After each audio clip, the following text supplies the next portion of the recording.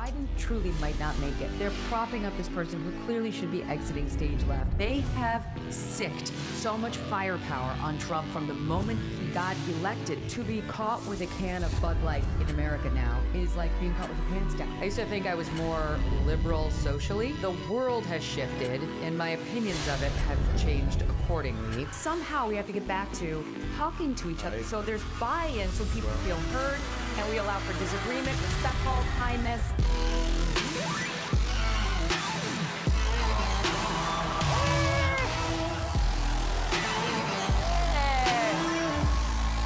How's it going? Hi, everybody. Megyn, welcome to your first Turning Point event. This is exciting. I'm so happy to be with you guys. It's awesome. So, thank you. So Megyn, I think I speak for our entire audience. The commentary that you have been doing on the trans issue has been some of the best. I'm telling you, millions and millions of people have their eyes open. So thank you, Megyn. It's been a real clear voice on that issue. Thank you. It's been an evolution for me. You know, I explained a couple weeks ago how I came into it, you know, when it was a minor issue with much more empathy and let's be sensitive and let's be careful and, you know, don't bully. And I still am not in favor of bullying, but I've completely reversed myself on it's all about empathy. You know who needs empathy? Women. Women need empathy. Yeah. And so, Megyn, I have the toughest question that a Supreme Court justice can't even answer. What is a woman? An adult human female, period. It's not that hard. How should we think about when the regime says it's birthing people who can chest feed with a lactating hormone that might disrupt babies' heart rates? This is a real thing, everybody, by the way, and not a satire. What we should think is that we need to exit that room immediately because we're not with people who are sane. I mean, I just don't even think we should engage. There's no point in debating actually what a woman is. You're dealing with people who are dishonest brokers. I'm not going to debate that. It's obvious what a woman is. It's obvious that it's not possible for a man to breastfeed a baby. Chest feeding a baby is abuse of a child. We should be standing up against it and condemning, and there should be a healthy measure of ridicule. There really needs to be a healthy measure of judgment against people who would put an infant through that kind of behavior and who would invade a girl's locker room and who would parade around in their women's swimsuit while they have a penis. These people are freaks if they go in, and they're perverts, by the way, if they go into a female locker room. And Megyn, you've had the courage to speak out, and the media calls you and anyone who says anything transphobic. Yeah. How should we respond to that? Okay. Whatever. Honestly, I've been called worse. I don't care about their names at all. I care about what's right. And that's just a tool that they use to shut us down on these genuine beliefs that are legit, that Democrats hold, that Republicans hold. Honestly, most Democrats are with us on this particular issue. This is not a left or right thing. So let them call you whatever they want. Who gives a damn? Yeah, and it's so totalitarian in that if you don't conform, we're going to force it forward with you. And, you know, Megyn, this is happening so fast. I believe we're living through a cultural revolution, a forced forward momentum moment where they're trying to remake fundamental terms and language. And if you disagree, you know, they slaughter you. But it takes truth tellers, takes people like yourself and people like you to willing to speak out and say, no, I'm actually not going to do that. No, I actually think it's wrong that Thomas won the NCAA championship as a biological man. Megyn Rapino or Rapino? Rapino, right, soccer. Did you see this? Yeah, I saw it. She's absurd. She comes out and she says, it's not happening. Men aren't winning these competitions. Now, Megyn, that gets to the root of something. We no longer have differences of opinion. We have different realities, where Megyn can't even acknowledge that the thing we're also seeing is a thing that we're seeing. Think of the gall of this person to have made millions of dollars off of us, the American people, out on that soccer field. She didn't have to compete against biological men. She did it all while she had a level playing field, playing against just girls. Now, Megyn Rapino does not have a child. And so what does she want? She wants your daughter and my daughter to have to compete against a man out there after she's made her millions and she's safe. Well, no, because you know what? Not only is it unfair, it is unsafe. And you need to go no further than North Carolina to look at the young volleyball player, 17 years old, who came on my show, who was forced to play against a biological boy on the other team, who had to spike the ball in her face so severe she has permanent damage as a result of it. Megyn Rapino can take a seat because she no longer has to take the risks.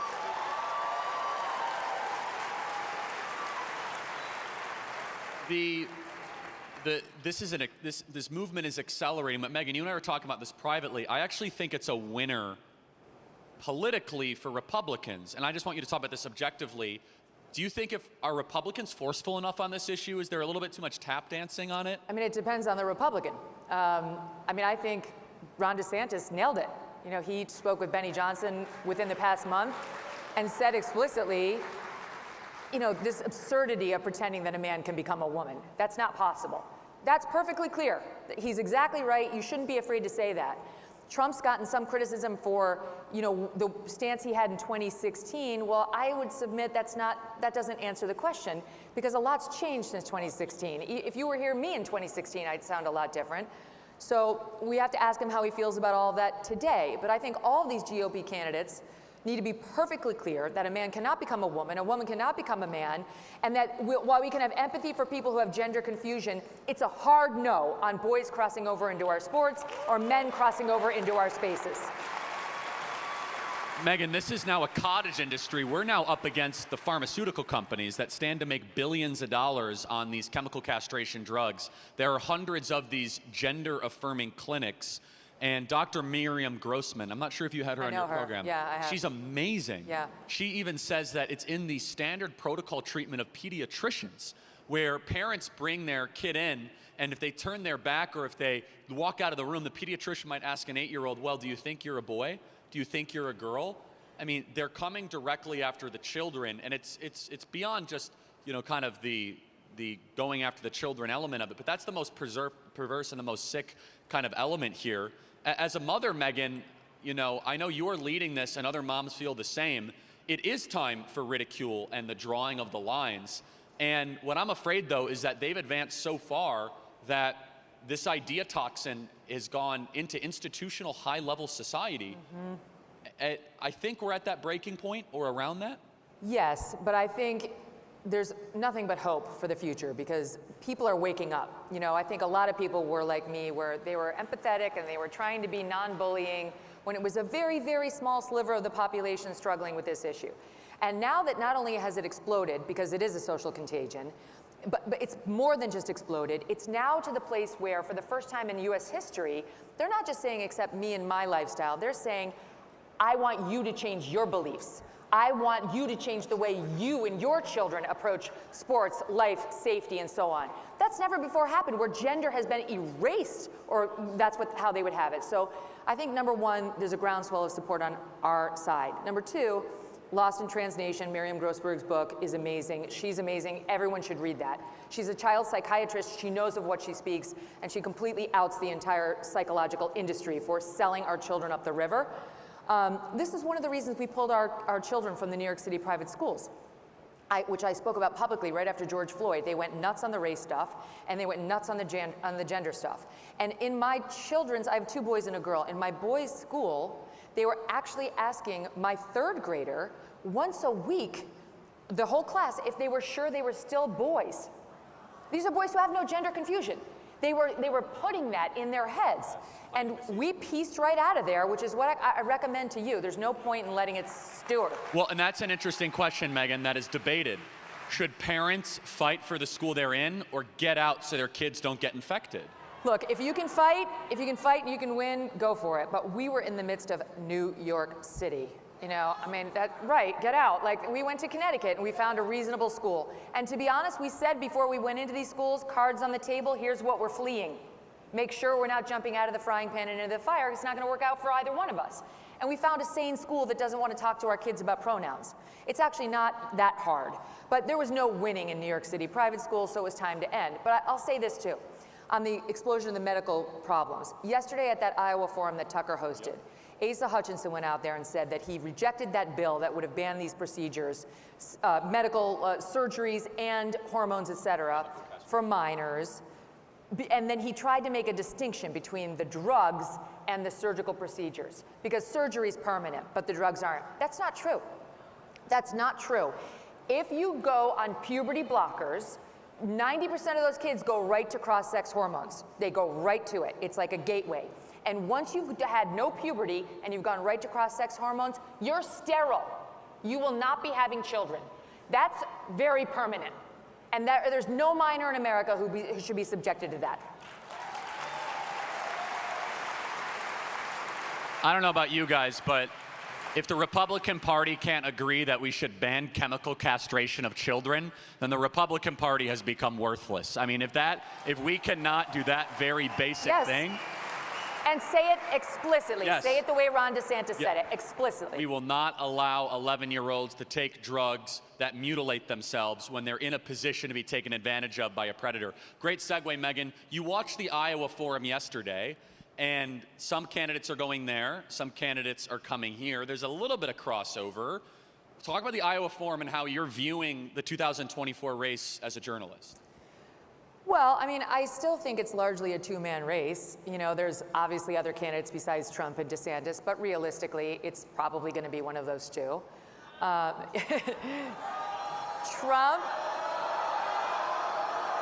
I'll tell you this. I think they like Trump, Megyn. I really think they You're like not Trump. alone. The vast majority of the Republican Party wants Trump. I'll tell you this, a lot of people say, like, you know, look back at 2015, Jeb Bush was in the lead, and I know, I was there, I remember all that. However, there's never been a candidate who's been 30 points up consistently going in, like, who lost it. There hasn't. So, you know, unless Trump, like, withdraws, like, I don't see, I want somebody to show me how DeSantis can do it. How? Because I call Trump the 800-pound gorilla. How do you get past the gorilla? I don't see it. And if you get past the gorilla as DeSantis, right? If you get past the gorilla as DeSantis, how do you get Trump's voters to get behind you? Because I've said it many times, a lot of you guys might know, Trump's core voters aren't even necessarily Republicans, they're Trumplicans. Yeah, no, that's they're in it because of him. Raise your hand if you feel that way. That's a lot of people. Yeah. Well, you're diagnosing it correctly, Megyn. And so, do you think, and I want to ask the audience too, the indictments, conventional wisdom, oh, he's getting indicted, he's going to go down on the polls. It's been the opposite.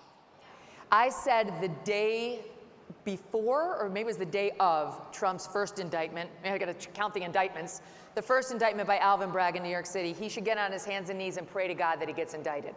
Not from a legal perspective, obviously it's a massive headache, and I'm sure it is a little scary, he's only human. But from a political perspective, and sure enough, it happened later that day, and his poll numbers did this. If you look back in January, February of this year, DeSantis was polling within 10 points of Trump. Now that's a game. It's on. 10 points. Right. That's a game. Now 30 points. That's all post-indictment. The American people have had it, and it's largely about Trump, but it's also largely about this system that they want to give a middle finger to. And we all know who the best middle finger candidate is.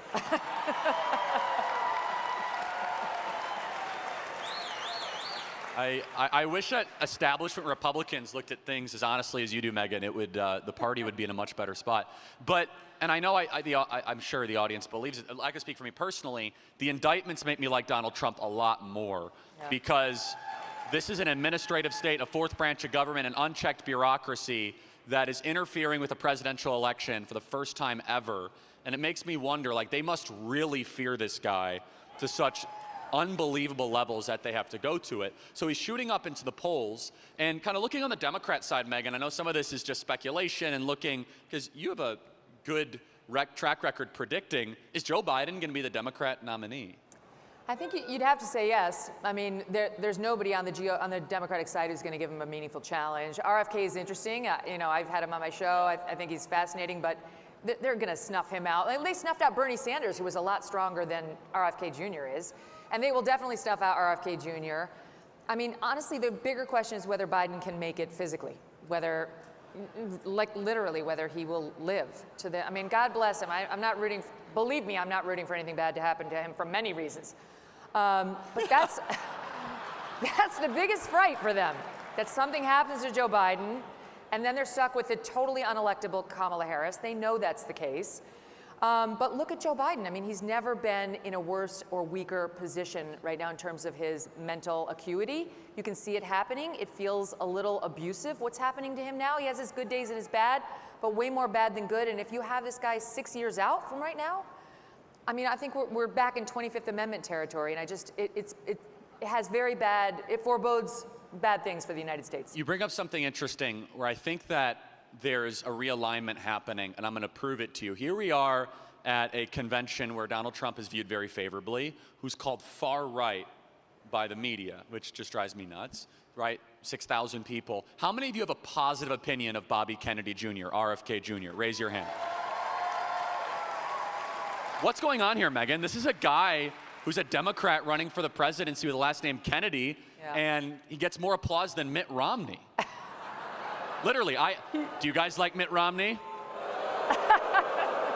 So what's going on? He's a Democrat. We're supposed to hate him, Megyn. I know. RFKJ, as I call him, is, you know, he's an independent thinker.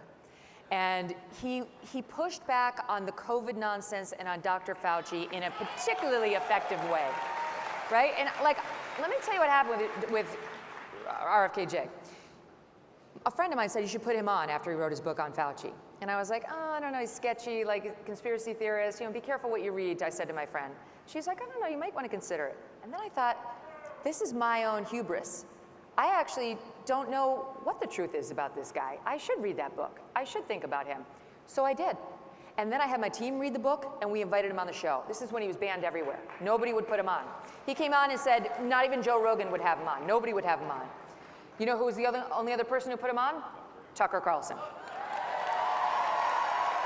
And so I said, all right, I'll put him on and we'll give him a hard time and I'll ask him all the questions because I want the interview to live. I don't want it to get banned on YouTube or any of the other platforms. And we did it for 4 hours.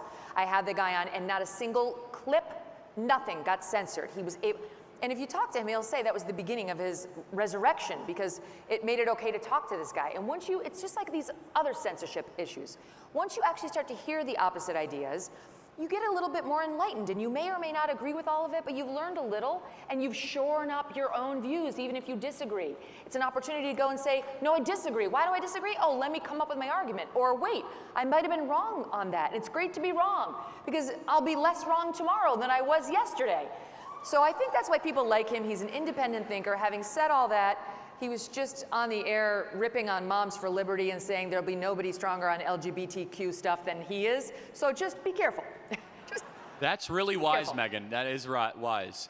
And I think it's a balance. I mean, I'm not going to go vote for Bobby Kennedy in a primary, but his commentary and his book, I think it's called The Real Anthony Fauci, is an amazing book. And he really led the charge of exposing Anthony Fauci for the craven criminal bureaucrat who should be sent to Gitmo for what he did for our children. Yeah. And Gitmo. Well, the other thing about Bobby Kennedy is he's pushing back on Ukraine, which is not popular at all in the Republican Party anymore. And he pushes back against the military-industrial complex and the intelligence complex in ways that are deeply personal to him. I mean, you ask him a question about the CIA, and he will start at the beginning of the formation of the CIA and walk you through exactly how it's been corrupted.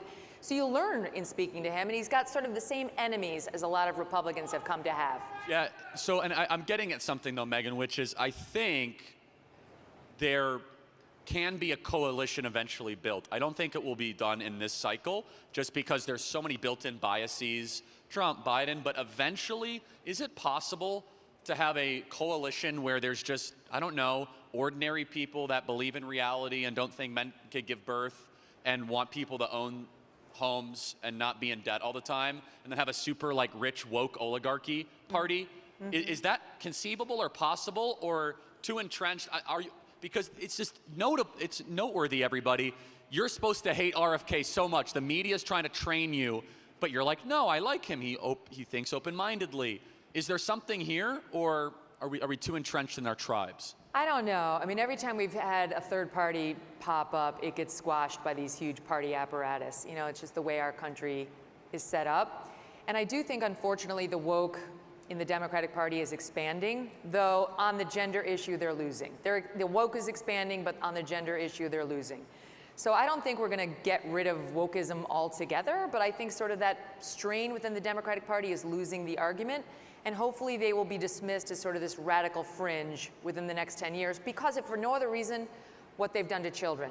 Like what they're doing to children now is just, it's beyond. Like they actually are castrating them. They actually are sterilizing them. They actually are making it so, not to get too graphic, but they'll never be able to achieve sexual climax forever in their lives if they do that same chemical program I just told you about. And so I do think as these kids mature out and start speaking out more, the so-called detransitioners, they may be able to ignore them now, but they're not going to be able to ignore them for long, and that's when we really slam the ball. So Megyn, there's another topic I want to explore with you, which is one of the reasons why I think that realignment is going to be difficult is because of the media. Yeah. And we have seen some dramatic changes in media in the last 18 months. Elon Musk buying Twitter, Tucker Carlson surprisingly canned out of nowhere, ratings of cable news shows that are plummeting or tanking. Megyn, what is going on with how people consume information? Because 2024 is a completely different media landscape than we saw in 2020 and 2016. Completely. No, I mean, on my show right now, which is a podcast, a YouTube show, and it airs live on SiriusXM Triumph channel, I crush everything you see on CNN. And most of the stuff you see on Fox. So it's, I mean, just by way of perspective, Ben Shapiro crushes literally everything, primetime on everything. So it's like, it's a whole new alternate universe. Your show's crushing it. There's just different places to go. And so when I was at Fox, Fox had the monopoly in conservative media. And if these candidates didn't go on Fox and kiss the ring, they weren't going to get very far in the Republican Party. No longer. And I'll tell you something else. A couple things happened. Number one, the greatest thing that happened in the media landscape in the past 10 years was Donald Trump. Because I like to say, it's not exactly that, you know, he killed the media, but it was like he was the Kevorkian in their suicide. You know, like he helped them and they just did it to themselves. Because he exposed them, and it was a net good because people got to see for real that, oh wait, Wolf Blitzer is not an objective news anchor. Wolf Blitzer is against half the country. Okay, Anderson Cooper, this nice guy, the silver fox. No, wait, he hates us. Okay, good to know. You know, so people who you previously thought might be independent, neutral journalists revealed themselves to not be, and that's better. That's good. It's good that you know that. So audiences started to gravitate and look for alternatives, whether it was Fox or digital media. And digital media grew throughout the Trump years, and now it's bigger than ever. And then what did Fox do? Talk about wasting an opportunity. They have this great opportunity. People are looking at them more than ever. And what do? They fired their most popular star for no reason. Not even Fox claims that they fired Tucker for good reason or for cause. They just canned him. And we still don't know why. It was a disrespectful thing to do to him. It was disrespectful to his audience. And their ratings have not recovered since. They remain basement level compared to where Fox was. And it's not a boycott. It's not a boycott. The audience is just done. They're done. They were on the edge to begin with. They had already sort of turned on Trump because it's clear the Murdochs like DeSantis, which is fine. DeSantis is good too, but you don't get to decide. It's the audience that gets to decide. Be respectful to all the candidates. And they haven't, and then they made that disastrous move, and now Fox's ratings are but a shadow of what they were, and digital media continues to explode, including, Tucker's is the greatest cancellation ever. Tucker, I'm not gonna name the podcast, but I listened yesterday, I watched his forum, and I listened to these podcast hosts, who I happen to like, they're on the right, but talking about how Tucker's totally irrelevant now. I'm like, you guys are sitting in some studio by yourselves, and he is across from Ron DeSantis, so I'm, challenge. And now here he is tonight. Yeah, Tucker's Twitter videos also get 100 million views, which is... Oh, and now they're like, oh, but there's been a dramatic fall off. I'm like, oh, you mean so now he's down at like 10 million? That literally dwarfs all the evening news, everything. Like, get some perspective. So, well, let's ask, how many of you are permanently done with Fox? Raise your hands. Are you guys done? So, Megyn, that's 6,000 people that are done, basically the whole room. What does that mean? Can their business model continue? It was already hanging by a thread, and they're doing their best to cut that thread right now. Look, cable news was already, when I was there, and I left in 2017, they were in a panic over cord cutters, people who were going more digital. And of course, that makes sense. It's so much more convenient to get the news via digital media than via Fox, where you have to sit there and wait. You have to wait for your show to come on, wait. digital media, you can watch it and listen to it wherever you want, whenever you want. And you can listen to it, or you can watch it, or you can consume it in clips, however you want.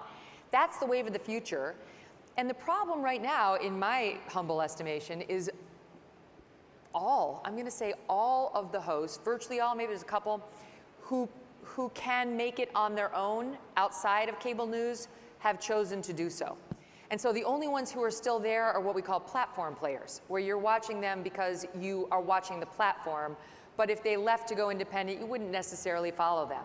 So now it's sort of like a war. Now it's sort of like the digital media, conglomerate of independent voices who are more independent-minded, and we're also a bunch of middle fingers against the old school. Well, and so here's how I know the country's becoming more center-right. If you go on Apple Podcasts, Shapiro's podcast is 1, Megyn Kelly's 2, 1, 2. It's like 1, 2, and then it's either Walsh or Bongino, and sometimes we get in there, but like top 6 or 7 out of 10 are always conservative podcasts, Megyn. Yeah. What does that tell you? I mean, it's just, jostling, and then you have Bannon's podcast that goes up there, and, Candace's, and you look at it, these are superstars that are doing content every day that do not necessarily have big, massive, publicly traded company backing, but also the audience is demanding it. I think it's an increasing pie, isn't it? Yeah, that's right. The audience is demanding it. And look what's happened at Fox. They've lost half their audience, in the prime time, just over the past few months, but they were hemorrhaging even before the disastrous Tucker decision.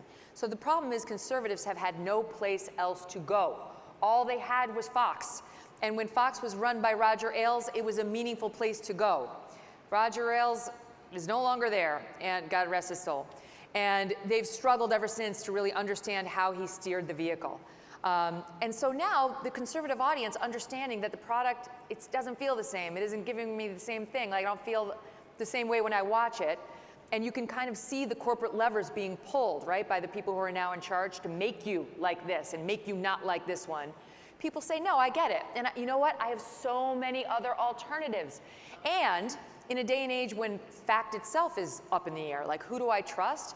This is the future. You will decide who you trust. It will not be a platform. It will be a person. You'll have a direct relationship with a news anchor or a personality, and you'll say, that person doesn't steer me wrong. That's where I'm going to go. It's not going to be the knee-jerk, I put on CNN because it's the only thing that's on all day, and I never turn it off. Just white noise if you're walking through an airport. I don't even think people in airports watch CNN anymore. They don't. So, Megyn, Elon Musk buying Twitter. I believe that we are beginning to win on some big issues because we can finally speak about these issues. Yeah. Where you could put What is a Woman by Matt Walsh up on Twitter uninterrupted, where Tucker can put his Andrew Tate conversation up there. Just kind of being in media and seeing Twitter go from really a Stalinistic Maoist platform to be liberated to now the closest thing we have, with Rumble, by the way, which is excellent. You guys should all download the Rumble app, to being an online social media platform. Just talk about, are the bad guys are trying to shut it up. You have Threads, you have the federal government going after Elon. How consequential has the liberation of Twitter been in the last 15, 16 months? I mean, I think Elon Musk is emerging as the greatest free speech warrior in modern American history. Thank God for that guy. And listen, he's got the money to do it, but he's losing money on Twitter. Twitter has not been a money maker for him, but it's a public service in a way. I mean, think about it. Like, half the people who have been canceled were canceled because of Twitter, because the Twitter mob came for them and then corporate America bent the knee. That's no longer happening. And the woman issue is the best issue of all. Like, I haven't joined Threads, the new Mark Zuckerberg thing, but already the left is like wringing its hands about how are they going to do content moderation over there? How are they going to make sure those crazies over at Twitter don't come do here what they did over there? And I would love to join Threads, and if any of you are on it, try it. Tweet out a woman as an adult human female. Tweet out Leah Thomas as a man, and see what happens, because that's the stuff that the left was banning on Twitter that led in part to Elon's takeover. So yes, I think it was a huge, huge move that he took over.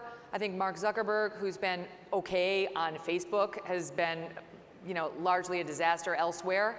I think his other forces are absolutely a force for evil. Instagram is actually leading directly, I think, to the death and suicide and depression of millions of American girls in particular. So he's no hero. The guy who they're backing now for Threads, why is he your hero? Like, why don't you take a look at the Instagram stats? Okay, do some homework. And I think more is better. I hope Tucker does form an independent media company, as the Wall Street Journal reported today. I love the Daily Wire.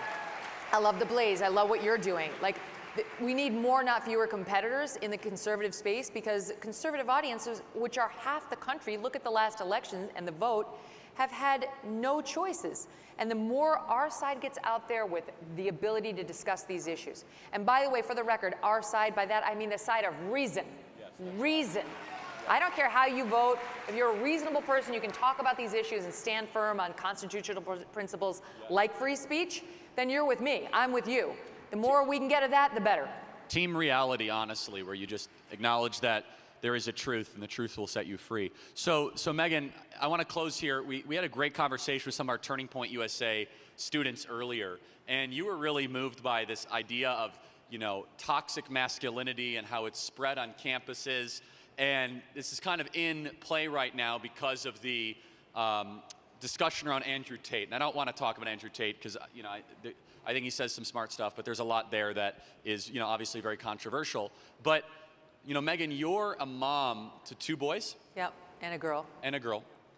Just talk about the state of men in America.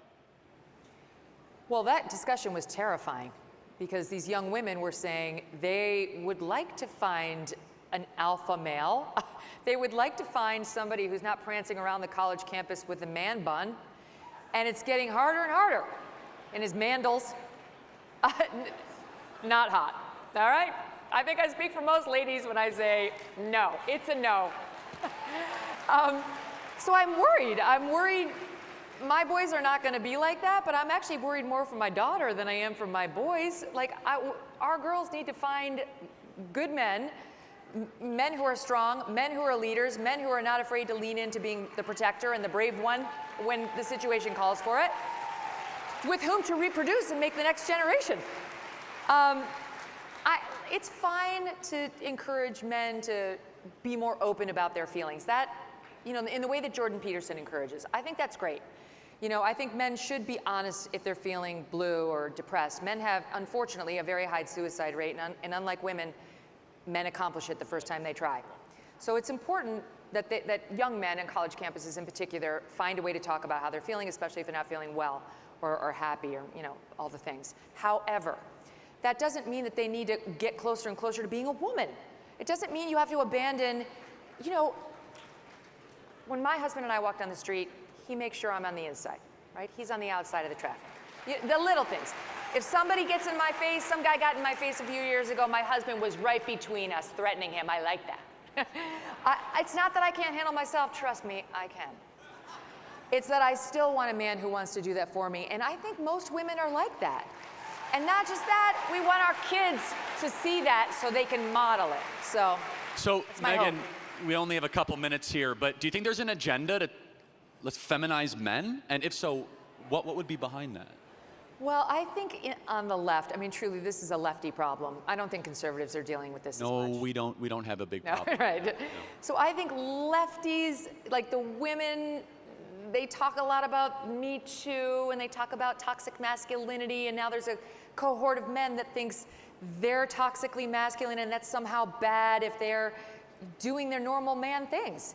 You know, but we need that sort of bold-chested, brave man, which is the instinct of most men in everyday life, in the military, in the police force. I mean, we could go down the list. I do not want a Brooklyn Starbucks sipping pinky out guy going over and fighting for us overseas, or like, God forbid, the Chinese and we strike it up. Like, that's not the army I want. I don't want any more woke military commercials. I don't want any woke police. I want manly men and gruff women out there doing that job. And you think about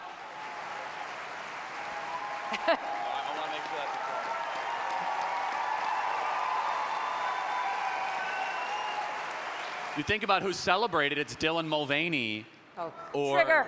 You know. Trigger. So yeah, you got it, 90 seconds, Megyn. Dylan Mulvaney, American icon. Oh my God. Dylan Mulvaney makes a mockery of women. He's mocking us and getting paid for it. This person, I don't believe Dylan's transition. I think Dylan is an actor who finally found a way to make the cash he'd been trying to make and failing to when living as a gay man. So Dylan was first a gay man, and then he said he was non-binary, and then he said it was a little girl, then he said he was a woman, now he said he's a lesbian, now he says he wants to get impregnated by a man. I don't understand how that's gonna work because he's a man. And we're supposed to go along for this ride and be respectful. No.